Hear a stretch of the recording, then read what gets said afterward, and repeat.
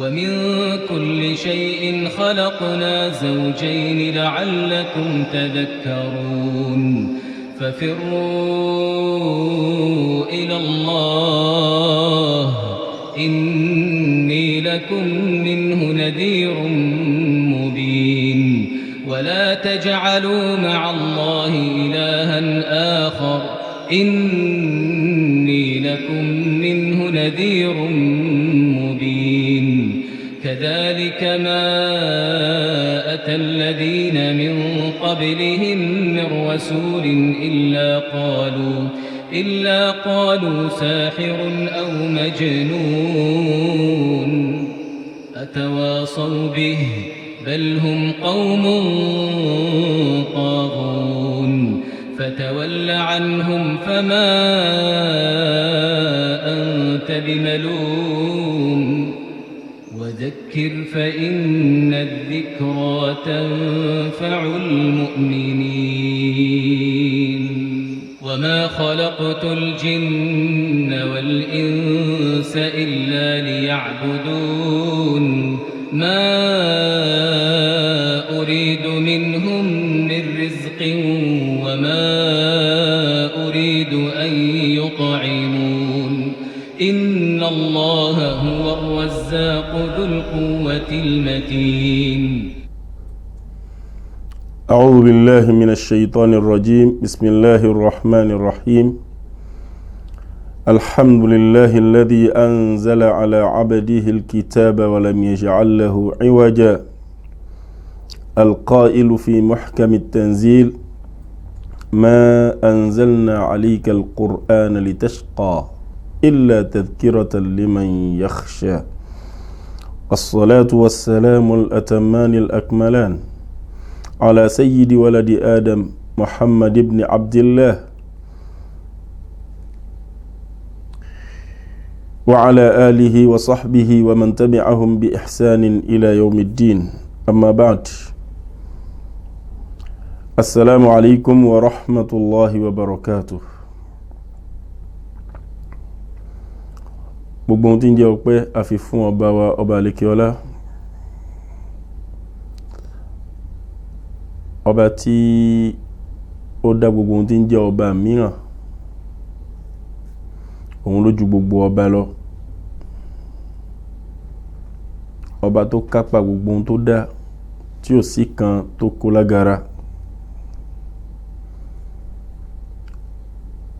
àyìn ọba náà agbétítóbi fún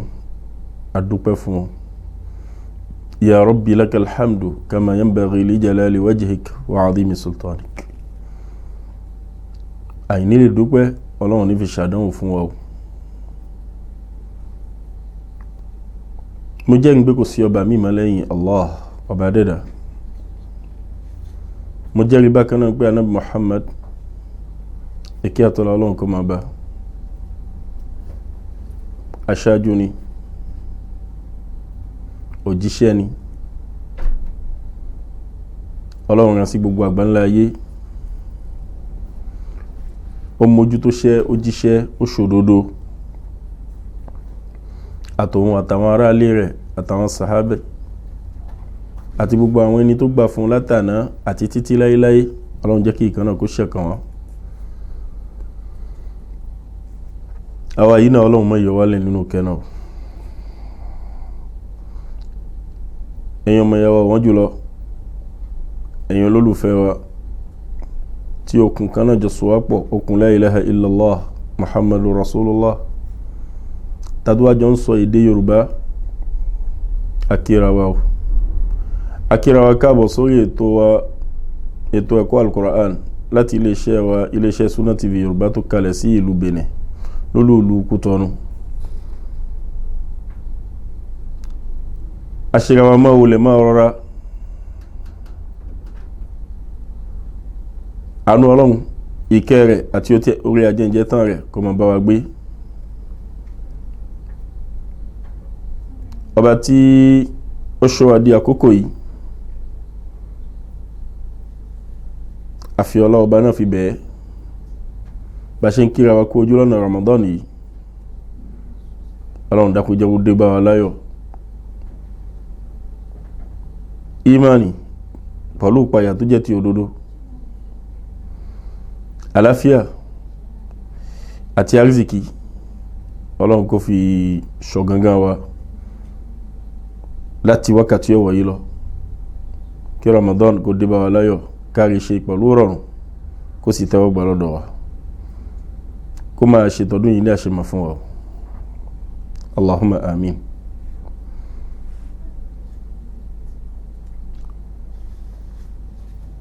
A kí àwọn ẹni tí Ọlọ́run ọba fẹ́ orí, tí ó ṣe wọ́n ní olùgbọ̀wọ́ iléeṣẹ́ yìí àti ètò yìí tá ń ṣe. Àwọn ọmọ bàbá wa àríkọ́ṣe, kọ́lọ́n kó dẹ̀lẹ̀ fún bàbá rí, àti gbogbo àwọn òkú mùsùlùmí. Alhaji Abdulrazak, Alhaji Musa àti gbogbo àwọn tí ń bẹ pẹ̀lú wọn, tí wọ́n ná owó ribiribi lórí kí Islam lè tàn ká lágbàáyé nílùú Benin, nínú àwùjọ Yorùbá. Ọlọ́run ní bọ́lá yín jẹ́ o, ẹ ní jigun kẹ́yìn ẹja o, ẹ ní wàkísà kẹ́yìn aṣọ o, ẹ ní sunbúkà kẹ́yìn ilé o, ọ̀tá ò ní rí yín gbéṣe o. Bá ṣe tọrọ fún yín la tọrọ fún gbogbo ojú tí ń wò wá tí ń gbọ́ wá, a tọrọ fún gbogbo mùsùlùmí láyé yòówù tí wọ́n lè wà. Dáadáa ni kó gbẹ̀yìn ọ̀rọ̀ wa o. Allahumma amin. Ọjọ́ tẹ́ẹ̀rẹ̀ tí ń gbẹ́ fẹ́ gba ẹ̀san, ẹ̀ ní múlẹ̀ mú fún wájú Ọlọ́run. Bẹ́ẹ̀ náà la kí gbogbo àwọn olùkọ́ tí wọ́n ń gba àyè yìí kọjá, wọ́n fàsìkò lẹ̀, wọ́n fi ìmọ̀ wọn lẹ̀, wọ́n fi ìjẹyàn wọn lẹ̀, wọ́n fi ń tiraka láti wá fọ́n ìmọ̀ká, láti fi ṣe àwọn mùsùlùmí láǹfààní. Ọlọ́run ní fi Islam fi dojú tì wá o, kò ní fi ìmọ̀ yìí fi gbé wa ṣánlẹ̀ o, àgbéga ní ó máa jẹ́ tiwa o, wala àánú Ọlọ́run. Pàápàá jùlọ àwọn aṣáájú wa Dr. Abdulrahim Shitu Thani, Ọlọ́run bá wa lékún dáadáa yín, Ọlọ́run bá wa ṣe yín lẹ́ni ẹ̀jù báyìí lọ, àpadà sí búkọ́ mọ́tọ̀ sí yín o. Ẹ̀yin ti jẹ́jẹ́ ọmọ rere fáwọn òbí tó bí yín, Ọlọ́run jẹ́ káwọn ọmọ ti yín náà kí wọ́n ya rere ju ẹ̀yin náà lọ. Allahumma amin. Ẹ̀yin mùsùlùmí, gẹ́gẹ́ bí ìṣe wa tẹ́yin náà ti mọ̀, ẹ̀kọ́ báwo la ṣe ń ka Al-Qur'an lè tó wa, ṣùgbọ́n tó bá ti di àwọn àkókò tájọ mọ̀ yìí, ní pé oṣù àpọ́nlé, oṣù ńlá tí bá ń wọlé bọ̀, àwọn ìdánilẹ́kọ̀ọ́ báwo kí la lè fi tó lera wa bá níwájú Ọlọ́run pẹ̀lú Al-Qur'an, pàápàá jùlọ nínú oṣù náà. Àwọn ìdánilẹ́kọ̀ọ́ bẹ́ẹ̀ ni mọ̀ ń wáyé. Òun ló fà á ìpàdé àwa pẹ̀lú yín lọ́jọ́ tèní, ó dá lórí kí ni múra sílẹ̀ tí ní mùsùlùmí lè múra kalẹ̀ láti lè fi lo Al-Qur'an nínú oṣù Ramadan, Qur'an kíkà nínú oṣù Ramadan, ọ̀nà òlàgbà múra sílẹ̀ dé. Àkọlé yìí dùn púpọ̀, ó dá, ó tàyàn jí, ó pè ní sákíyèsí, ó fọ́nà mayàn. Kọ́lọ̀n wá dákun kó jẹ́ kí oore tiwa náà kó pọ̀, kárí nǹkan múnú àkọlé yìí. Ká tó mẹ́nu bà àwọn ìpalẹ̀mọ́ tá lè ṣe ní ohun táwa náà ti mọ̀ tẹ́lẹ̀ ni, ṣùgbọ́n Al-Qur'ani náà ní sọ fún wa pé fadhakir in nafa'ati dhikra. Àsìkò tí ìrántí ó bá wúlò ní kò ṣe fáwọn èèyàn, àsìkò ẹ̀ náà la wà yìí. Ó tó wá ní fadhakir fa inna dhikra tanfa'ul mu'minin. Ṣe rántí nítorí pé yóò ṣàǹfààní fáwọn olùgbàgbọ́ òdodo lásìkò tó fẹ́ wúlò fún wọn.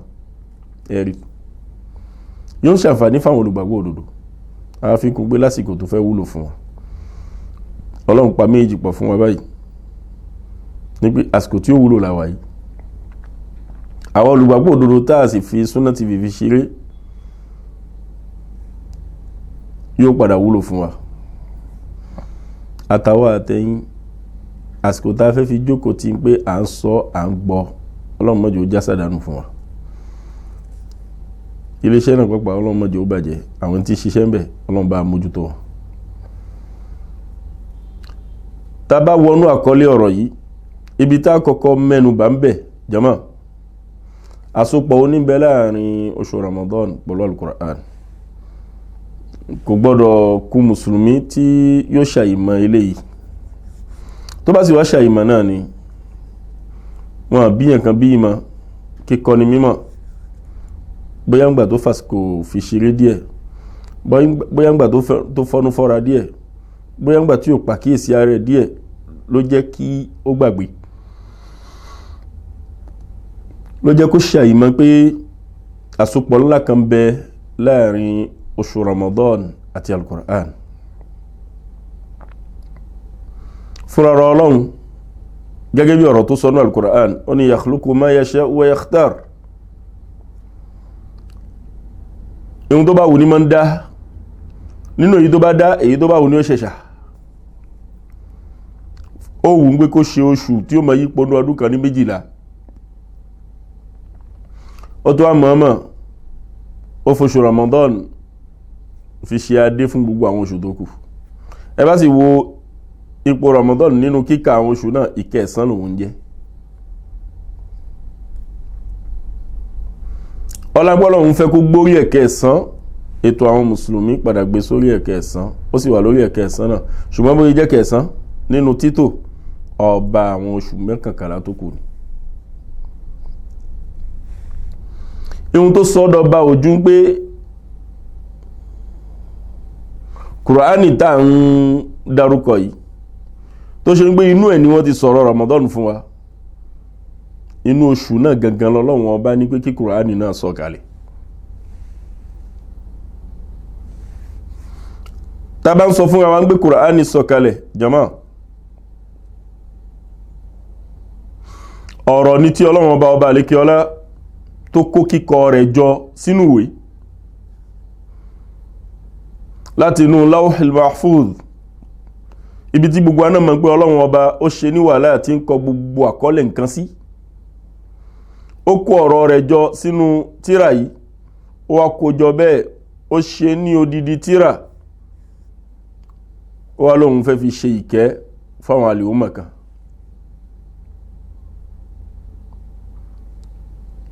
tírà yìí ń bẹ lọ́dọ̀ ọlọ́run lẹ́yìn òkè sánmà keje lọ́hùn ọlọ́run wá ní Jibril bá ń gbé lọ sánmà ayé nínú ilé tán pè ní Baytul Izza ọjọ́ tẹ́lẹ̀ yìí ó ṣẹlẹ̀ ń jẹ́ ọ̀kan lára àwọn òru tí ń bẹ nínú oṣù Ramadan èyí tí gbogbo wa mọ̀ sí Laylatul Qadr ọlọ́run gbé odidi Al-Qur'ani bẹ́ẹ̀ ó gbé ránṣẹ́ sí sánmà ayé nínú Baytul Izza kó tó máa yọ lẹ́yọ ẹyọ lórí bí ṣẹlẹ̀ bá ṣe ń ṣẹlẹ̀ nínú ayé lórí bọ́lọ́run bá ṣe gbèrò ń pé kí òfin báyìí kó wáyé lórí àwọn àkíyèsí tó fẹ́ pe ayé sí ni wọ́n mú lẹ́yọ ẹyọ títí ó fi ka iye òǹkà ọdún tó fẹ́ kà tánàbí fi ń gba lẹ́yọ ẹyọ sallallahu alayhi wa sallam tọ́jọ́ fi pé oṣù yìí ti jẹ́ oṣù tó gbọngbọ́n lọ́dọ̀ ọlọ́run tó kàyà ó wá mọ̀ọ́mọ̀ ọ̀rọ̀ ara ẹ̀ tó sọ lórí ìṣesí tó ṣe déédé tiẹ̀ náà ó mọ̀ọ́mọ̀ ó wá ní kí ọ̀rọ̀ náà ó sọ̀kalẹ̀ nínú oṣù náà ó fi fún oṣù yìí ní agbára tóṣù kan ò lè bá mọ́ láyéláyé nítorí pé Al-Qur'an ọ̀rọ̀ ọlọ́run ni ìròyìn ọlọ́run ni bọ́lọ́run ṣe ju gbogbo nǹkan lọ ní ìròyìn ẹ ju gbogbo nǹkan lọ ní ọ̀rọ̀ ẹ ju gbogbo nǹkan lọ ọ̀rọ̀ tó ju gbogbo nǹkan lọ inú oṣù tó wá oṣù náà ju gbogbo oṣù lọ òru tó wá òru náà ju gbogbo oṣù lọ lọ́lọ́run fi sọ fún wa pé òru wa bí ìlò ìwúra Laylatul Qadr gbogbo ìrun tó lè mọ́ kí àwẹ̀ tó lè mọ́ gbà wá sí tó lè mọ́ ṣe Kùránì tó lè mọ́ kà dáadáa tó lè mọ́ ṣe ó bá lọ ṣe tó ṣe kòńgẹ́ oṣù Ramadan tó ṣe kòńgẹ́ Laylatul Qadri, wọ́n kọ àkọọ́lẹ̀ fún ẹ pé iṣẹ́ tó ṣe ni ó lóore ju ẹgbẹ̀rún oṣù lọ, 1000 mois. Kì í ṣe pé ó ṣe déédéé 1000 mois o, ó ju 1000 mois lọ, ó ju ẹgbẹ̀rún oṣù lọ, ó lóore jù lọ. Ó fi hàn pé àti ẹ̀ mọ́ ń bo ní nílóore náà ìbò ló gúnlẹ̀ sí. Ọlọ́run ò fún láàlà, ó lóore jù lọ ló sọ. Ihun tó bá fojú wọn láàrin ẹgbẹ̀rún oṣù gbé èèyàn rí ṣe tọ́lọ́run gbà wọlé, tọ́lọ́run wá sọ pé èyí tí òun sọ ìyẹyọ kan yìí ó ju bẹ́ẹ̀ lọ. Ṣó máa ń pé gbogbo ẹni tọ́lọ́run bá ṣe irú ẹ̀ fún ká kíkó oríire. Àsopọ̀ tí ń bẹ láàrin oṣù Ramadan pẹ̀lú Al-Qur'an náà ni pé tó bá ṣe pé Qur'ani ọmọ ní téèyàn bí ni Ramadan ló bí, àmọ́ kìí ṣọmọ téèyàn bí. Àmọ́ ìṣẹ̀lẹ̀ ń gbé ọ̀rọ̀ yóò wáyé inú Ramadan ló wáyé. Láwọn àfáàfin ń pè ní Shahrul Qur'an, oṣù Ramadan oṣù Al-Qur'an ni. Ẹ̀yin náà ti ẹ̀ wò, Allahu Akbar, bóṣù yìí bá ti lé ẹ ti rí àwọn mọ́sálásí mi, àwọn èèyàn plastic cassette Qur'an ti máa dún lẹ́sẹ̀kẹsẹ̀. Àfáà tó fẹ́ fi hàn fi kírun fóṣù kan tó fẹ́ mọ ka Qur'an, pàápàá jùlọ lásìkò tá ń lò yìí tó yẹ pé àwọn ọmọ tó há Qur'an ti wá ń pọ̀ nínú àwùjọ wa díẹ̀díẹ̀. Ẹ rí àwọn ọmọ wọ́n dà wọ́n sáwọn mọ́sálásí lọ́lọ́kan òjọ̀ kan tán fẹ́ mọ hàn, tán fẹ́ mọ dún, tán fẹ́ mọ ka Qur'an. Àtàfọ́jú àtàdí tí gbogbo wọn ló dámọ̀ pé oṣù Al-Qur'an ni, kò síbi tẹ́fẹ́ gbà. Ìyá lọ́jà, bàbá ní ṣọ́ọ̀bù, ọ̀gá níbi iṣẹ́, ọ̀tún àtòsì, níjọ́ tó bá ti lóṣù náà lé báyìí ta ti káṣámútì lẹ̀ mọ́ báyìí, gbogbo àdúgbò Qur'an lẹ̀ mọ́ gbọ́. Béèyàn gbé portable lọ, Qur'an lẹ̀ mọ́ gbọ́. Wọ́n lè wá gbọ́ fìdá kókó kan tó wá bẹ̀rẹ̀ sí ní mọ́sángbà wọn ń gbọ́ orin àbí kíní kan, yóò máa jẹ́ orin tó ní ṣe pẹ̀lú ọ̀rọ̀ ẹ̀sìn.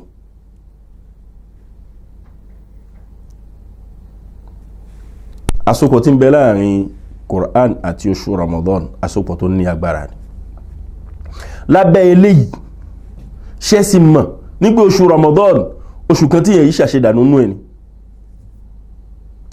yóò lè kí mùsùlùmí tó ṣàṣedànù nínú oṣù náà, nítorí pé mùsùlùmí pa àti mọ̀ pé oore kan tó wọn ò tún lè rí mọ́ náà ni oore oṣù Ramadan. Iṣẹ́ ẹyọ kan bẹ̀ àdìpẹ̀lẹ̀ ẹ̀san ni, òun ti wà bẹ́ẹ̀. Qur'an fún rẹ̀ Ọlọ́run bá ọba àlékè ọlá ó ní ma anzalna alayka al-Qur'ana litashqa. A sọ Qur'an kalẹ̀ fún ẹnu oṣù Ramadan nísìn ní pé gbogbo gbàkígbà tó bá ti wà pọ̀lú ẹ̀ kò dì mọ́ Qur'an, kò sọ di ìnàjú ẹ̀, kò sọ di orin ẹnu ẹ̀, kò sọ di ọ̀rọ̀, kò sọ di ìwà, kò tó padà fi ṣorí ibú. Èèyàn wá ó mú mùsùlùmí tó ṣe ń gbé kò fẹ́ jáfara pọ̀lú ọ̀rọ̀ Al-Qur'an. Ká má bá wá jáfara náà, Ọlọ́run Ànábì sallallahu alaihi wasallam wá sọ fún wa pé kò fẹ́ ka Qur'an kò sọ pé bismillahir rahmanir rahim. Ìyá àràfi tó wà mẹ́ lórí àràfi kọ̀ọ̀kan ló fi gbalada mẹ́wàá. Bismi kìí ṣe àràfi kan, gẹ́gẹ́ bá Ànábì sallallahu alaihi wasallam bó ṣe sọ pé alif lam mim kìí ṣe àràfi kan, àmọ́ alif harf wa lamun harf wa mimun harf, àràfi mẹ́ta ni. Bẹ́ẹ̀ náà ni bismi àràfi mẹ́rin ló wà ńbẹ̀, bi ismi ládá tí ń jẹ́ 40 níbẹ̀. Allah arrahman arrahim ó wá bẹ̀rẹ̀ alhamdulillahi rabbil alamin arrahmanir rahim maliki yawmiddin ó kábẹ̀ títí dé wala dallin. Amin. Ọlọ́run bùn wọ ìwọ mọ suratul Fatiha ká, ó mọ Qur'ani ká látòkèrè, wá gbé alif lam mim dhalikal kitabu la rayb fihi hudan lil muttaqin alladhina yu'minuna bil ghaybi wa yuqimuna as-salata wa mimma razaqnahum yunfiqun. Wọ́n bá lọ bẹ́ẹ̀. Nígbà tí wọ́n náà ti mọ àdéhùn tí ń bẹ́ńlẹ̀ fẹ́ni tó bá ṣerú ẹ̀, mùsùlùmí kan wà fẹ́ jáfara. yájá sí pé nígbàtà ti mọ̀ ń pé àsopọ̀ ń bẹ láàrin oṣù Ramadan pẹ̀lú Quran ta sì ti wá mọ̀ pé iṣẹ́ inú Ramadan iṣẹ́ kan ní tí yẹn kan ò fẹ́ fi jáfara ta sì á mọ oore tí ń bẹ níbi pé káka Quran fún rẹ̀ tẹ́lẹ̀ tó bá wá lọ papọ̀ nínú Ramadan àtòkèlókè ni àdìpèlé ẹ̀san ni kò sí onítọ̀hún tí ó fẹ́ kí oore bẹ́ẹ̀ kó fòun dá ibi tá a mọ̀ pé oore wà tá ń fojú sunbọ̀ tí ń bọ̀ díẹ̀díẹ̀ ó yẹ ká mọ̀ bèèrè pé báwo ni kí n ti múra dé gbà kí ni kí n fi múra dé Ọlọ́run wá dákun jẹ́ kó dé bá wa láyọ̀ jẹ́ kó dé bá wa pẹ̀lú àlàáfíà jẹ́ kí èrò náà kó ti lọ̀kẹ́ dáadáa pẹ̀lú ìmánì àti ìdúró ṣinṣin àti páyà ká lè gbàlejò ẹ̀ pẹ̀lú gbogbo ohun tán fi ń gbàlejò ẹ̀ ṣẹ́rí bí wọ́n bá múra dé àti ka Al-Qur'an nínú oṣù Ramadan nínú àwọn ọ̀rọ̀ tẹ́ tí ń gbọ́bọ̀ látẹ̀yìnwá wọ́n ní pé Ṣàbán tí sì ń ṣe bí ẹni fẹ́fẹ́ nu gúnlẹ̀ yìí táfi wọnú Ramadan inú ẹ̀ náà láti ń gbáradì níbi pé àwọn ìṣe kan pẹ̀lú Al-Qur'an yóò ti wà pẹ̀lú wa abáṣẹ̀ṣẹ̀ fẹ́ bẹ̀rẹ̀ nínú Ramadan ìyẹn yí pẹ́ kó súsú gẹ́gẹ́ bí ẹ̀dá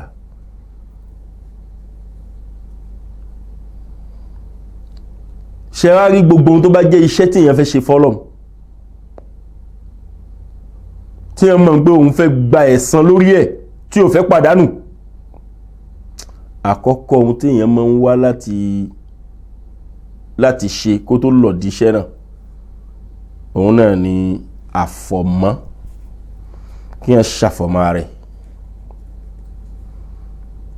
àfọ̀mọ́ kí ló fẹ́ ṣe àfọ̀mọ́ ẹ̀mí ẹ̀ àti ìjẹ́ èèyàn ìwọ Ọlọ́run lára foríjì lórí gbogbo ó ṣe ó kù díẹ̀ àṣe ètò àṣe kọjá àlà àṣe gbòòrò àìka nǹkan kún ìfọ́núfọ́ra ìfẹ́ẹ̀nú gbogbo ẹ̀ pátápátá at-tawbatun nasuh àti ìsìn ló ti yẹ kó ti máa ṣe Ọlọ́run foríjì mi o gbogbo ohun tí máa ń dín ni lọ́wọ́ tí máa ń sọ̀yàn dọ̀lẹ́ tí èèyàn yìí lè ṣiṣẹ́ dákun jákó lára mi nǹkan kan sì kọ́ ní máa ń fa ẹ̀ṣẹ̀ ni bí ẹ̀ṣẹ̀ bá ti pọ̀ lára yóò di ẹrù yẹn ó máa fa ẹ gọ́ọ̀gọ́ sẹ́yìn ìwọ bẹ̀ fẹ́ lọ wájú yóò máa wọ ẹ̀ padà sẹ́yìn kò ní fẹ́ kó dìde kò ní fẹ́ kó ṣe nǹkan kan ẹ̀ṣẹ̀ nǹkan burúkú lẹ̀ṣẹ̀ wallahi nǹkan burúkú ni máa ń dìyàn lọ́wọ́ gan kì í fẹ́ kíyàn láṣeyọrí ẹ̀ṣẹ̀ máa ń dìyàn lọ́wọ́ gan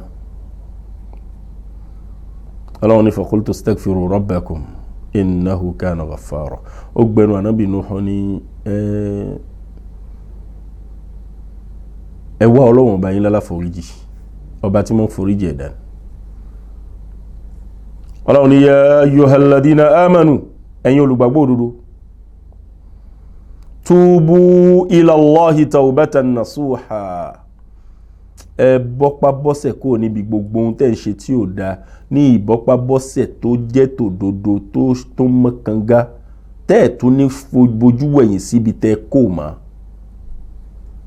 nǹkan kan ò ní wù yín bẹ̀ mọ́ tẹ́ fẹ́ lọ mú ẹ sì ní fòyà pé ṣé mo ti yọ àbí n ti yọ tẹ́ bá ṣe bẹ́ẹ̀ asa rabbukum an yukaffira ankum sayyi'atikum kẹ́lẹ̀ jẹ́ni tọ́lọ́run bá yóò ha gbogbo ìdọ̀tí tó fẹ́ mọ fàyín sẹ́yìn yẹn yóò ha kó nù àyè yín gbogbo tó fẹ́ mọ mú yín ṣòro jú gbogbo tó fẹ́ mọ mú yín ṣọ̀lẹ̀ yẹn yóò tì dànù kó nínú àyè yín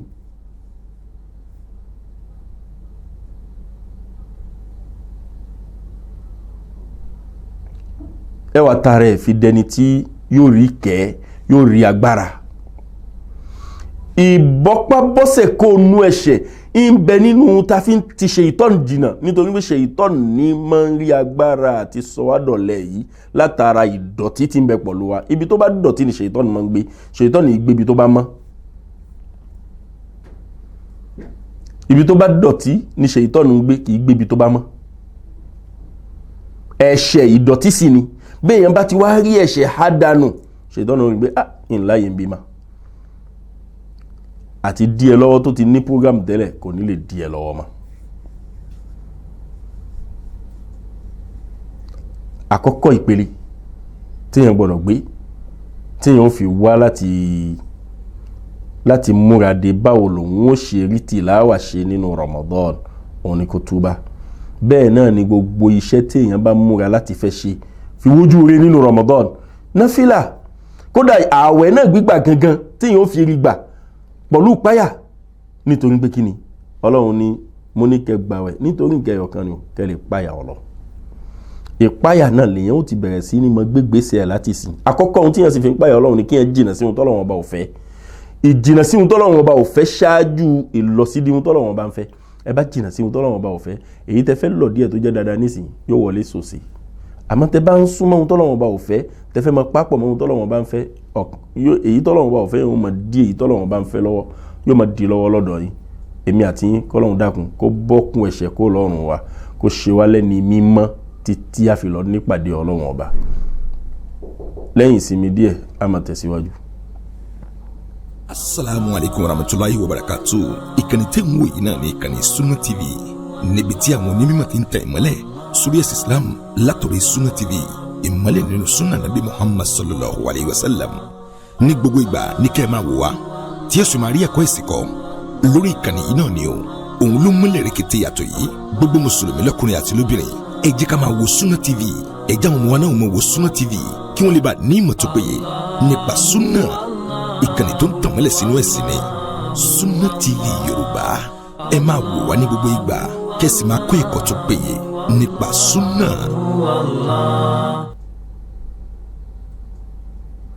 alhamdulillah jama musulumi kí làwọn nǹkan tá fi gbáradì fún oṣù Ramadan láti fi lè ka al-Qur'ani nínú oṣù Ramadan. àkọ́kọ́ òun ni ká wá àforíjì kó níbi àwọn nǹkan tí máa ń díni lọ́wọ́ àti ṣiṣẹ́ olóore òun náà lẹ́ṣẹ̀. èkejì pàápàá jùlọ òun ni ká kó àkọlé kan títóbi tí ń bẹ fún Ramadan àti títóbi tí ń bẹ fún Qur'an. Ramadan gédégbé oṣù tó lágbára ni ọba àwọn oṣù ni. Qur'an akẹgbẹ́ ò sí nínú gbogbo ohun tá fi ń ṣe lọ́hùn. ṣe bí náà ló fi jẹ́ pé ìrun bá kírun àfi ká ka Qur'an nínú. nǹkan alágbára méjì ló pàdé ní agbára ta fi ń rí oore gbà nítayé àti nítàlìkìyàmà. kí títóbi nì kó mumú lẹ́mìí wa. títóbi tí ń bẹ fún Ọlọ́run tó ní ọ̀rọ̀ al-Qur'an tó dá oṣù Ramadan. títóbi tí ń bẹ fún Ànábì Muhammad sallallahu alaihi wasallam ta fi Qur'ani rán tó kọ́ wa ní àwẹ̀ Ramadan gbà. títóbi tí ń bẹ fún oṣù Ramadan títóbi tí ń bẹ fún Qur'an lára títóbi Ọlọ́run àti títóbi Ànábì Muhammad sallallahu alaihi wasallam tí a bá fojú fi wo títóbi ní tòótọ́ táwọn ta gbé ìgbà nǹkan èyí ìrọ̀yìn ìgbà nǹkan yóò lè wà lárí láti lè sọ pé n gbọ́dọ̀ jẹ́ kíkiri kó bọ́ ọmọ mi lọ́wọ́ àfi kí n rí tèmi mú bẹ̀. bákan náà a gbọ́dọ̀ mọ̀ ká ní wípé ṣẹ́ráwà èèyàn mùsùlùmí pẹ̀lú ọ̀rọ̀ oṣù Ramadan ìpele ni wá gbogbo àyíṣẹ́ agbára kan náà.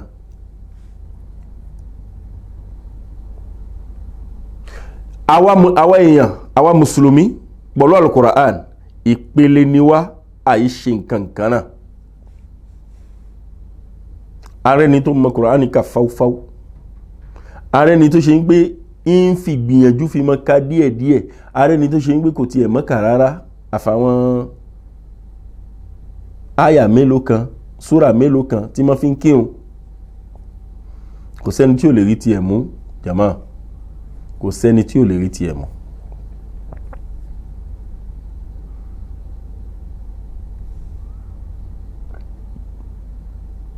àwọn àfáà wọ́n jẹ́ ká mọ̀ kárí wípé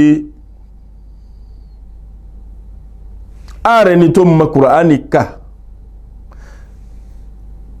àmọ́ kò lè gbọ́ nǹkan kan yé nínú tí Kùránì ń sọ, pàápàá jùlọ irú àwọn ọmọ tá ń kọ́ lẹ́kọ̀ọ́ Al-Kùránì, èdè òye wọn àmọ́ wọ́n lè kà, wọ́n lè kọ́ fún wọn, wọ́n lè wò kán sì mọ̀ ká kán mọ̀ pé ohun tó wà ń bẹ̀ gẹ́lẹ́, àmọ́ ohun tí ń sọ kò yìí tí yé wọn. bó ṣe wà nú ọmọ kékeré ó pọ̀ nú àgbàlagbà náà bákan náà. a sì rí nínú àwọn ẹni tó fẹ́ ka Kùránì yìí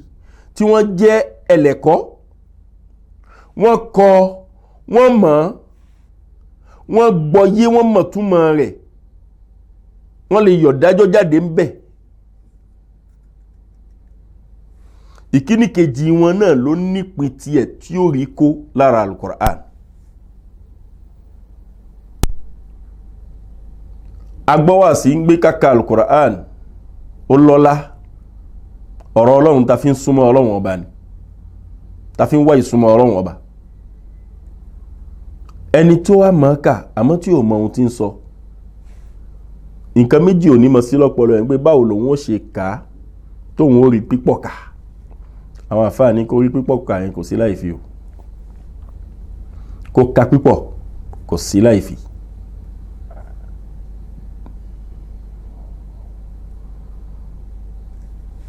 tá a bá gbàgbé nínú àwọn ẹ̀kọ́ tá ti kọ́ ní Al-Qur'an, a máa ń ka Qur'an bí tertil, ká máa lọ lẹ́yọ ẹyọ lẹ́yọ ẹyọ lẹ́yọ ẹyọ, kódà a ní so àyà méjì pọ̀ báyìí ó káwọn àyà náà kúrú tó ọ̀kọ̀ọ̀kan lámà dúró lójú àyà kọ̀ọ̀kan. ọ̀kan wà tá ń pè ní at-tadwir, yóò ní yàrá nú díẹ̀. ihun tí ó sì jẹ́ kó ní yàrá nú díẹ̀ ní pé àwọn mọ́dù kan wà tó ṣe ń gbé a máa ń gé kúrú sí ti tertil, maddul jaiz al-munfasil, maddul arid lissukun, a máa ń gé wọn kúrú. fífà tó yẹ ká fà ní mẹ́rin ní mẹ́fà a máa fà wọ́n ní mẹ́rin. ìyára díẹ̀ wà nù. à ń pè kan ní hadr, ìyára náà pọ̀ sí. àwọn mọ́dù tá dárúkọ yìí èyí tí ó fi jẹ́ mẹ́fà àbí mẹ́rin a fà ní méjì, gẹ́gẹ́ bí àwọn ẹ̀kọ́ tá ti kọ́ kọjá. àwọn ààrẹ ni tó ṣe ń gbé kò lè gbọ́ nǹkan kan yé nínú tí Al-Qur'an sọ, àmọ́ yóò kà ní kíkà tí ń bẹnu tírà, yóò gbàládà o. yóò máa kà pẹ̀lú hadr láti lè rí ọ̀pọ̀lọpọ̀ kà, yóò gbàládà. pàápàá jùlọ nígbàtí ó bá fi Kùránì ṣeré nínú oṣù Ṣàbán, níbi pé àkàtúnkà ń pé kó ti yọ̀ lẹ́nu dáadáa, kíkanu Ramadan yẹn yóò máa wá lọ ní lílọ tó ṣe ń gbé kìí rẹ̀yàn kìí súyàn. jàmá ẹ bèèrè lọ́dọ̀ gbogbo ẹni tẹ́ bá mọ̀ lára Al-Qur'an, lẹ́ni tí ń kẹ́kọ̀ọ́ Al-Qur'an, lẹ́ni tí máa ń ka Qur'an, ẹ rí pé tíyàn bá ń ka Qur'an tó bá yọ̀ lẹ́nu yàn kìí wùyàn kéèyàn dẹnu dúró, kìí wùyàn kéèyàn filẹ̀. bí èèyàn ò bá rí ka dáadáa ní àárẹ̀ díẹ̀ mọ́ fẹ́ múyàn, súsú díẹ̀ mọ́ ń wá tíyàn bá jẹ́ni tó fi rẹ̀ ẹlẹ̀ díẹ̀, àmọ́ tó bá gbára ẹ̀ lọ́wọ́ súsú ni òun náà mọ̀ ká lọ. ṣùgbọ́n ni tí ń ka gẹ́rẹ́gẹ́ tó yọ̀ lẹ́nu ẹ̀, ẹ̀yìn pé kò ní fẹ́ dánu dúró, kò ní fẹ́ dáwọ́ dúró, bí kí nǹkan mímọ́ sí mọ́ kó sàtì mọ́ ká lọ, bẹ́ẹ̀ ni ó mọ̀ ṣe. ìdán nígbàtí èèyàn bá ti gbìyànjú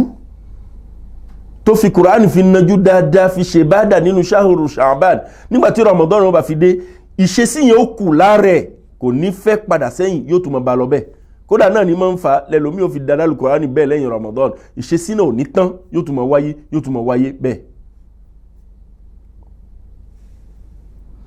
a sì rí ẹni tó ṣe wípé òun gbọ́ Kùránì yé, ó gbódè, ó mọ ohun tí Kùránì ń sọ, ó sì fẹ́ lo gbólóhùn Ọlọ́run tó ní ká mọ rorí ń pa ohun tí Kùránì ń bá wa sọ. kódà nú ẹ̀ náà lẹ́ti rí ọ̀pọ̀lọpọ̀ àwọn ìjókòó láwọn mọ́sálásí láwọn àdúgbò tí wọ́n fẹ́ máa ṣe tafsir tí wọ́n fẹ́ máa tú ohun tí Kùránì ń sọ fáwọn ẹni tí ò lè mọ̀ tó máa rẹ̀. ìdáni kíkà pé mo wà nulẹ̀ mi, mo wà ní mọ́sálásí, mo wà ní ṣọ́ọ̀bù mi, mo wà níbi kan mo jókòó mo ń kà, kíkà kan nìyẹn. kíkà pé mo ń fẹ́ mọ ohun tí ń sọ, mo ń gbọ́yé, kódà mo ń fẹ́ mọ sọ fáwọn ẹlòmíì, kíkà kan nìyẹn. kíkà mìíràn tó wà tó ṣe ń gbé òun ò lè dákà débi pé yóò tiẹ̀ wá gbọ́yé, àmọ́ tán bá ń kà òun mọ̀ dẹ́tí gbọ́, tán bá ti dánu dúró kò fẹ́ kó ń bẹ̀ o, ẹni tí ń kà ló fẹ́ jókòó tí ló fẹ́ mọ̀ gbọ́, kíkà kan tó lòun náà.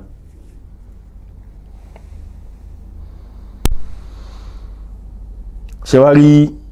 ẹni tí ò lè gbọ́ túmọ̀ èyí tí ń kà lọ tó fẹ́ ka pípọ̀ ni, oṣù Ramadan kò sí àlà fún ọ̀pọ̀ ọṣẹ́ nínú oṣù Ramadan, ẹ ṣe kó pọ̀, ọ̀pọ̀ iyọ̀ ọbẹ̀ Ramadan kò bọbẹ̀ jẹ́ láti gbalada, ọ̀pọ̀ iyọ̀ fún ọbẹ̀ Ramadan kò bọbẹ̀ jẹ́ láti gbalada, bó bá ṣe lágbára mọ́ ni kò fi wá láti kà. ẹgbà wa kan mọ́ sọ fún wa pé ó pọ̀ nínú àwọn àfà láwọn aṣáájú wa lọ́wọ́n ọjọ́ tó ti pẹ́ tọ́mọ kà púpọ̀ náà Al-Qur'an. bí Imam Shafi'i wọ́n ní ó fi ojú ọjọ́ journée fi kẹyọ̀ kan, òru fi kẹyọ̀ kan, yóò ka 100 Al-Qur'an nínú Ramadan, 60 lectures. yóò bẹ̀rẹ̀ báyìí yóò parí, yóò bẹ̀rẹ̀ yóò parí 60 títóbi fọ́lọ́run. gbàtàwọn àríyànjiyàn fẹ́ mọ wáyé lórí àwọn àfáàní tó bá ti jẹ́ oṣù Ramadan ni bó bá ṣe lágbára mọ́ ni kò fi wá láti súnmọ́ Ọlọ́run, kò sáàlà fún. a sì ráwọn ẹlòmíì nínú ẹgbà wá ní wọ́n kà tó 17 fois kóṣù náà tó parí, ẹlòmíì ó sì kẹyọ kan gẹ́rẹ́gẹ́. bẹ́ẹ̀ náà làwọn ẹni tó ṣe wípé kíkà tiwọn kíkà ẹyọ ni tán sì fẹ́ mọ túmẹ̀, tán fẹ́ mọ wo kí ní sọ, tán fẹ́ mọ di àwọn ọ̀rọ̀ mọ́lẹ̀ ńbẹ̀, tán fẹ́ mọ ronú pẹ̀, tán fẹ́ mọ yí nǹkan padà, tán fẹ́ mọ yọ ìdájọ́ fáwọn èèyàn pé ẹ gbọ́ o. kíkà tó tún wọlé ni ọ̀kan ò sì takò ọ̀kan, kódà ààrẹ ni tó ṣe ń gbé méjèèjì ní í ṣe, bí ṣe ń da kà lóhùn nìkan ní tó ń kà yìí tí ń kà pọ̀ láwọn jàmáà tí tó ń tu fún wọn. nínú èyí tá fẹ́ kà náà lẹ́yìn tá fi ń kírun pàpà bá kàṣámú, ẹ̀yìn gbọ́ ọ̀pọ̀lọpọ̀ àwọn èèyàn wọ́n ti akẹ́kọ̀ọ́ pé ká máa fi odidi Al-Qur'an fi kàṣámú. a ṣe tahajjud nígbàtí àwẹ̀ bá di 21 báyìí, tahajjud ó bẹ̀rẹ̀, odidi Qur'an náà fẹ́ fi parí ẹ̀. inú kíkà náà ni gbogbo eléyìí náà wà, kò sí kan tó lọ́nà àdánù bẹ̀. bí yẹn bá sáà ti lè mọ́ ṣọ́ kó mọ́ ṣe ara fi pè àwọn ìdájọ́ téèyàn kọ́ nípa Qur'an, ihun tó bá gba fífà ká fà á kó yàtọ̀ sí èyí tí ò gba fífà, èyí tó bá gba ṣádà ká fún kó yàtọ̀ sí èyí tí ò gba ṣádà, àyè tí ìrànmú wà ká ṣe kó yàtọ̀ sí èyí tí ò ní ìrànmú. tá bá ti lè mójútó àwọn májẹ̀mú ni tá fi ń kà jàmáà, Rabbana taqabbal minna lọ́kàn Ọlọ́run gbà lọ́wọ́ wa o, Ọlọ́run má dàlú wa láyà o. èyí tó kéré jù kí mùsùlùmí gbìyànjú kó parí Kùránì kan lóṣù náà kan, ọ̀nà oró lè gbà fi ṣe kò jú pé kó máa ka ìwé 10 lójúmọ́. ó bá ká ṣùbà yóò kàwé 2, ó bá kí zuhri yóò kàwé 2, asri yóò kàwé 2, maghrib yóò kàwé 2, ẹ̀ṣà yóò kàwé 2. àwọn àsìkò kan sì tún wà tó ṣe wípé ó lè kàjú 2 lọ, bóyá ẹ̀yìn àṣùbà àbí lẹ́yìn ìgbà tó jẹ́ ìsàgbèṣe kó tó kírun àṣùbà ó lè kàwé 4, ó lè kà 6 nítorí pé kò ní ráyè lẹ́yìn maghrib nígbà tó bá ṣínú, àbí kò ní ráyè lẹ́yìn ìṣá nígbà tó bá parí aṣámú, ó lè rẹ̀ díẹ̀. ó dáa nígbé kó gbìyànjú kó kà lẹ́yìn àṣùbà àbí ẹ̀yìn àyílà àbẹ́yìn ásírì pápá. bí ẹ̀ bá lè mọ ka ìwé 10 lójúmọ́, Ramadan kanlẹ̀ báyìí òun náà fi Kùránì dídí kan fi kanlẹ̀. yájá sí pé ẹni tí bá ń ka 20 lójúmọ́ ńkọ́ yóò parí Kùránì 2, ẹni tí bá ń ka 30 ìwé lójúmọ́ yóò parí Kùránì 3, ẹni tí bá ń ka 40 ìwé lójúmọ́ yóò parí Kùránì 4, ẹni tí bá ń ka 50 ìwé lójúmọ́ yóò parí Kùránì 5. Bágbára ẹ bá ṣe wà ní àwùjọ wa, àwọn ẹni tí ó mọ̀ Kùránì wọ́n pọ̀. Tá bá ń sọ báyìí ìbànújẹ́ ni máa ń mú wọn. Ó yẹ ká fi àwọn náà sínú ìwé àwọn ẹni tí ń ka Kùránì. Ànábì mọ̀ ti fún yín ní ìròdùnú kalẹ̀ sallallahu alaihi wasallam. Bashirun nadhir sí l'Ànábì sallallahu alaihi wasallam. Ẹni tí máa ń fún ní ìròdùnú pé tẹ́ bá ṣe báyìí o ìkẹ́ ń bẹ fún yín o, tẹ́ bá wá lọ ṣe báyìí o ìjìyà wà o. Ó ní tílẹ̀ ojúmọ́ kan bá ti mọ́, Ọlọ́run máa rán àwọn màláíkà kan sórí ilẹ̀. Wọ́n à níṣẹ́ méjì o. Níbo làwọn èèyàn gbé péjọ tán gbé ń ṣèrántí Ọlọ́run làwọn ọmọ wá káàkiri. Nínú ìrántí tó ju gbogbo ìrántí Ọlọ́run ọba lọ ní ká jókòó ti Kùránì. Àwọn kan wá jókòó wọ́n ń ka Kùránì. Ìgbà tí wọ́n ti mọ̀ ń pé ìtẹ̀mọ́ bí tálífì dojúkọ débò tí mọ̀ kí náà ń pè ní ìyá. Àmọ́ tá bá ń pè mo sáà ń gbọ́, ó wá lọ jókòó lẹ́gbẹ̀ẹ́ wọn. Wọ́n ní táwọn màláíkà bá ṣe kòńgẹ́ bí tán ti jókòó tán ka Kùránì. Èyí tó bá ṣe kòńgẹ́ ó mọ̀ pé àwọn tó gbé halummu ila hajatikum. Ẹ mọ́ bọ́ irun táwọn wá lọ, òun la pàdé ń bí yìí o. Wọ́n wá da ìyẹ́ ẹ̀kẹ́ wọn, wọ́n dábò àwọn ẹni yìí báyìí bẹ́ẹ̀ títí fi gun sánmà lọ. Wọ́n gbórúkọ wọn lọ́dọ̀ Ọlọ́run sánmà. Ọ̀rọ̀ máa wáyé láàrin Ọlọ́run àtàwọn màláíkà yìí. Bí àwọn ẹni tẹ́ gbórúkọ wọn wá kí náà ń fẹ́ kí lẹ rí wọ́n ń ṣèrántí ẹni o. Ọlọ́run mọ̀ bí wọ́n gbé ṣẹ́ fojú rí mi náà rí ẹ̀. Tán bá lọ rí mi ńkọ́, àyí táwà rí yìí táwọn ilé ìbá lọ rí ẹ, ìṣọwọ́ sí ṣèrántí ẹ náà yóò máa nípọn lára wọn. Ok, ọ̀dà kí náà ń fẹ́ tán fi jókòó tí ìrántí mi? Ìyọ́nú àtàlìjọ́nà ẹ̀ náà ni wọ́n ń fẹ́. Wọ́n rá àlìjọ́nà ni wọ́n rí, wọ́n gbúrú ẹ̀, wọ́n gbọ́ ohun tó sọ ń pẹ́. Tán bá wá rí ńkọ́, Ọlọ́run àfàìrílẹ̀kùn sí náà fi ní wọlé o. Ìdààmú bá ṣe wọlé náà ó lágbára o. Ṣé wọ́n ní ohun tán sá fún ni? Bẹ́ẹ̀ ni, wọ́n ń sá fún ìbínú ẹ̀ àti ìyà rẹ̀ àti iná rẹ̀. Ṣé wọ́n fojú rí náà ni? Wọ́n rí àmọ́ wọ́n gbúrú ẹ̀. Wọ́n gbọ́ ń pa ohun tó sọ ní pé ń bẹ́ẹ̀. Tán bá rí ńkọ́, wọ́n sàgàn. Ìṣọwọ́ sí wọ́nà báwo náà ṣe ní wọ́nà náà yóò ní agbára. Ọlọ́run máa ní mo fi bí mo ṣe tó fi búra fẹ́yìn màláíkà pé àwọn ẹni tẹ́ dárúkọ ni mo ti foríjì wọn. Títóbi Ọlọ́run. Allahu Akbar. Ànábì ló gbẹ̀gbà wá yìí wá fún wa o. Ihun tó wá jẹ́ ti àwọn mùsùlùmí bíi tèmi, àmọ́ tí Ọlọ́run ò ní kó ráyè kọ́ Kùránì kó rí kà, oore tí ń bẹ fóun ní o. Àwọn màláíkà wọn máa ní ìwọ Ọlọ́run àti gbọ́ ohun tó wí o foríjì wọn. Àmọ́ àwọn lágbájá báyìí ń bẹ lẹ́gbẹ̀ẹ́ àwọn ẹni tí ń ṣèrántí ẹ̀, àwọn orí kan ṣe mẹ́wọ́n kan jókòó ń bẹ ni o, wọ́n àmọ́ kankan ká o. Ọlọ́run máa wá sọ fáwọn màláíkà pé àwọn ẹni tẹ́ gbórúkọ wọn bá mi humul julasa, àwọn ẹni tí èèyàn ń bá jókòó nìyẹn. Èèyàn ò ní bá wọn jókòó kí wọn tó tọ́ sí wọn mọ́ tọ́ sẹ́ni tó bá wọn jókòó náà. Ṣé àwọn ẹni tó jókòó tí wọ́n yẹn mo foríjì àwọn náà. Àmọ́ wò ráyè láti mọ jókòó tí àwọn tí ń gbọ́ Kùránì láti inú Ṣàbán, òròjú ò bẹ́ẹ̀ tó bá wọnú Ramadan. Gbogbo ìgbà ni wọ́n ní kankan tó fẹ́ lọ yanjú, gbogbo ìgbà ni ó mọ̀ dìde pẹ̀lú portable, ó fẹ́ yanjú appel, ẹ̀mẹ́wàá ni ó ṣe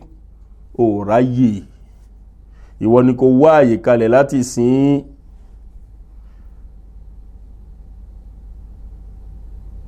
Àwọn Français ní l'appétit vient en mangeant, àti sí ni kò ti wá àyè kalẹ̀. Pé ó yẹ kára mi kó gbé kí Ramadan tó bẹ̀rẹ̀. Nínú àwọn nǹkan tí èèyàn ó fi palẹ̀ mọ́ báwo ló ṣe fẹ́ rí Kùránì kà nínú Ramadan, òun ni pé kí èèyàn ṣọ́ bó ṣe fẹ́ máa sùn. Bí èèyàn bá ń ṣàìsùn kọjá agbára ẹ̀, àárẹ̀ ó mú, kò ní lo ọjọ́ púpọ̀ yóò wò, kí èèyàn ṣọ́ àlàáfíà ẹ̀. Ṣé rí bá ṣe kọ́ alẹ́ kan pé ká ṣọ́ àlàáfíà níbi ìtọ́jú ara kí Ramadan tó bẹ̀rẹ̀, ó wúlò fún Kùránì kíkà.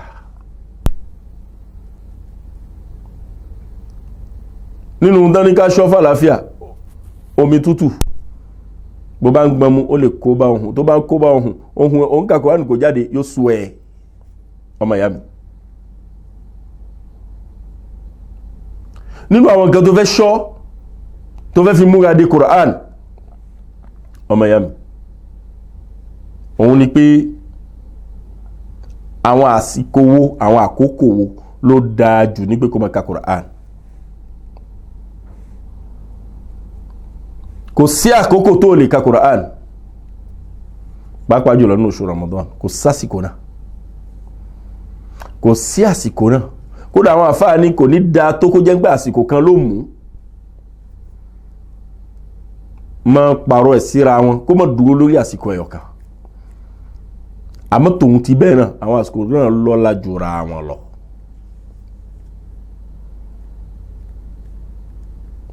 ìwọ tó bá lè ká láàrin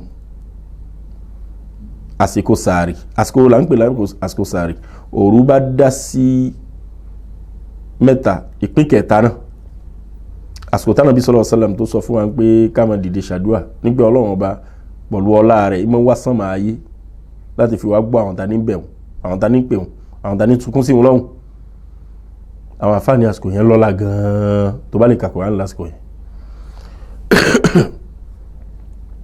àbí bẹ́ẹ̀ kọ́ lẹ́yìn ìrun àlùfájàrí lẹ́ẹ̀kan náà òun náà lọ́lá. ẹ̀yìn ìrun kọ̀ọ̀kan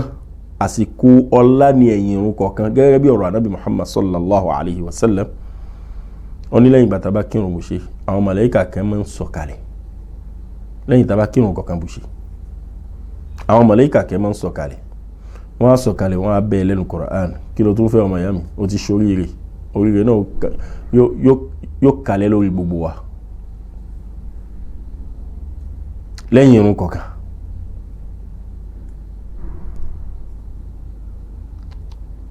kí ẹ mọ yí àwọn àsìkò yìí síra wọn kó má jẹ́ kó jókòó lójú kan ó dá pípọ̀.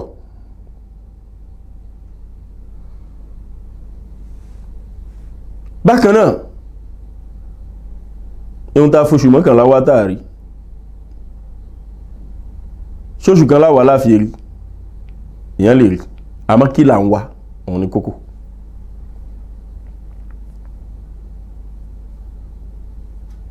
ihun tá ń wá náà ló ṣe kókó. ayé ta lé fóṣù mọ́kànlá táàrí abálé fóṣù kan a lè mọ́ tètè rí alkiyama tàwa fóṣù mọ́kànlá táàrí tàbá lè fóṣù kan a lè rí ó wu Ọlọ́run ó ṣe bẹ́ẹ̀ ni. lílọ bíbọ̀ tíyàn bá dìkù gbogbo ohun tó jẹ́ nǹkan tí máa ń dí ẹ lọ́wọ́ àti síni kó ti tètè gbìyànjú àti wá ààyè fún nǹkan kọ̀ọ̀kan. ẹlòmíì tó bá di àsìkò Ramadan yóò mọ̀ yóò palẹ̀ mọ́ rẹ̀ kó níbi tí gbogbo èèyàn ti máa agbègbè tí ń gbé tí ń ṣiṣẹ́ yóò wá lọ bí tí òun àtìyàn kan òjọ ní pàdé kan yóò níbẹ̀ lòun ti fẹ́ ṣe gbogbo oṣù Ramadan náà kóun lè rí Ọlọ́run dìmọ́ dáadáa kó tó gbóhun padà sílé. àríbáwí o kásìmọ́ gbàgbé nínú àwọn ẹ̀kọ́ tó ṣe pàtàkì tí wọ́n bá fẹ́ ka Al-Qur'an kí wọ́n máa gbìyànjú kó máa bẹ pẹ̀lú mọ́tótó àlùwàlá ó ṣe pàtàkì. bẹ́ẹ̀ náà bí wọ́n bá ka Al-Qur'an gbìyànjú kó kà níbi tí kò sáriwo. tá bá pọ̀ mọ́sálásí tí kálukú ń ka tiẹ̀ àbí tàwa ní kó hùn náà kó máa lọ kejù tó hùn náà bá ń lọ kejù á máa kó síra wa lẹ́mìí kí wọ́n máa lọ jẹ́jẹ́jẹ́ Ọlọ́run ní wa sirru qawlakum aw ijharu bihi bẹ́ẹ̀ wí jẹ́jẹ́ bẹ́ẹ̀ pariwo Ọlọ́run ti mọ̀. bákan náà ó dáa jù nígbà tá a bá fẹ́ ka Qur'an ká kọjú mọ́ kíbla ṣùgbọ́n tí ò bá rọrùn kò sí láì fi bóyá bí oró lẹ́lòmíì wà níbi iṣẹ́ bóyá nú ọkọ̀ lẹ́lòmíì wà bóyá ọjà lẹ́lòmíì wà á ti ẹ̀ pàkíyèsí àwọn tó bá wà lọ́jà. ṣẹ́mọ̀ Ànábì Muhammad sallallahu alaihi wasallam ó ní àyè tí Ọlọ́run bá fi fẹ́ràn jù lórí ilẹ̀ òun ni mọ́sálásí nítorí pé gbogbo gbàdá wọn yẹn ń ṣe ìrántí Ọlọ́run bẹ̀. àyè tí inú Ọlọ́run bá wà dùn sí rárá lórí ilẹ̀ òun lọ́jà nítorí àwọn èèyàn yìí rántí Ọlọ́run bẹ̀. ìwọ wá gbìyànjú òun fi Kùránì fi máa ṣe rántí Ọlọ́run oore ní fún ọ àsìkò táwọn èèyàn rántí Ọlọ́run tí wọ́n rántí Ọlọ́run ìbádà tí èèyàn ṣe lásìkò tí èèyàn púpọ̀ tán ti fọkàn kó wọ́n yọ ọkàn kó lára ìbádà tí wọ́n á ṣe ìbádà ń gbà náà orí ẹ̀ mọ̀ pọ̀ pọ̀ ló ìbádà náà ọmọ ìyá mi.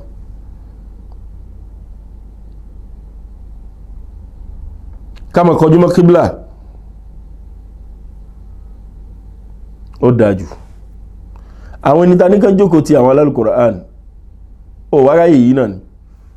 irun tarawih má jẹ́ kó bọ́ fún ẹ nítorí Qur'an náà mẹ́mọ̀ kanú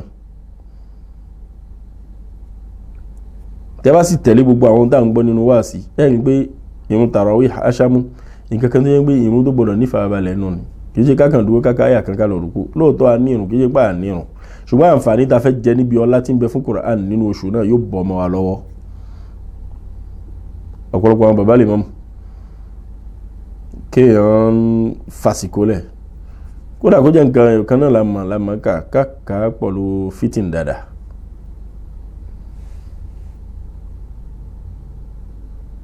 jàmáà ìpalẹ̀mọ́ de tìláwà al-Qur'an nínú oṣù Ramadan yóò tún ní ṣe pẹ̀lú erígbèsí tí kálukú bá wà yóò ní ṣe pẹ̀lú ìgbàgbọ́ kálukú yóò ní ṣe pẹ̀lú àwọn ẹni tá ń bá ṣe àwọn ẹni tá ń bá rìn yóò ní ṣe pẹ̀lú ibi tá fi Ọlọ́run sí nínú ẹ̀mí wa nínú ayé wa kódà yóò ní ṣe pẹ̀lú ohun tá ràn kàn láti pàdé níwájú Ọlọ́run Ọlọ́run ní fa idha azamt nígbà tó bá wá pinnu tán nígbà mo fẹ́ ṣe báyìí mo fẹ́ ṣe báyìí mo fẹ́ ṣe báyìí fatawakkal ala Allah gbára lé Ọlọ́run gbára lé Ọlọ́run gbára lé Ọlọ́run láti lè ṣe ìbádà wá fi nǹkan méjì fi pẹ̀lú ẹ̀ àkọ́kọ́ gbogbo ohun tó fẹ́ palẹ́sẹ̀ yìí àti ohun tó fẹ́ ṣe yìí jẹ́ kó ṣe nítorí Ọlọ́run má jẹ́ kó jẹ́ nítorí pé o fẹ́ tàn àwọn èèyàn jẹ àbí o fẹ́ sọ̀rọ̀ ẹ di bàbàrà fáwọn èèyàn àbí o fẹ́ ká máa fojú ọlá kan wò ẹ́ jẹ́ kó jẹ́ nítorí Ọlọ́run èkejì ṣe gbogbo agbára má jà kó nínú bánàbí ṣe fẹ́ ká máa ṣe gbogbo nǹkan tó bá lè gbìyànjú kó máa ṣe bánàbí ṣe fẹ́ ká máa ṣe oore ó pọ̀ ìbádẹ yóò tẹ̀wọ̀n gan-an lọ́dọ̀ Ọlọ́run díẹ̀ ní nínú pípọ̀ fáwọn mùsùlùmí báwo la ṣe fẹ́ ṣe alladhina yastami'una al-qawl fayattabi'una ahsana inú wọn ni ká máa bẹ àwọn tó ṣe ń gbé tán bá gbọ́rọ̀ wọ́n sáré lọ di ọ̀rọ̀ tó da tí wọ́n gbọ́ wọ́n tètè múlò ọ̀rọ̀ tó da tí wọ́n gbọ́ yẹn wọ́n tètè múlò sabiqu ila magfiratin min rabbikum wa jannah ẹ tara ṣàṣàkẹ́ ṣàpá tètè kẹ́ bẹ́ ẹ gbìyànjú kẹ́ mọ́ bẹ́nu àwọn ẹni tó ṣáájú láti fi wá àlìjánná àti àforíjì Ọlọ́run èmi àti yín Ọlọ́run ṣe wá lẹ́ni àforíjì ṣe wá lẹ́ni ìkẹ́ ṣe wá lẹ́ni àánú ṣe wá ní ẹni tí ó rí Ọlọ́run sínú Ramadan má ṣe wá lẹ́ni tó fẹ́ sin Ramadan ọlá ìpè méjì Ọlọ́run wa akhiru da'wana anil hamdulillahi rabbil alamin subhanaka allahumma bihamdik ashhadu an la ilaha illa ant astaghfiruka wa atubu ilayk. Allah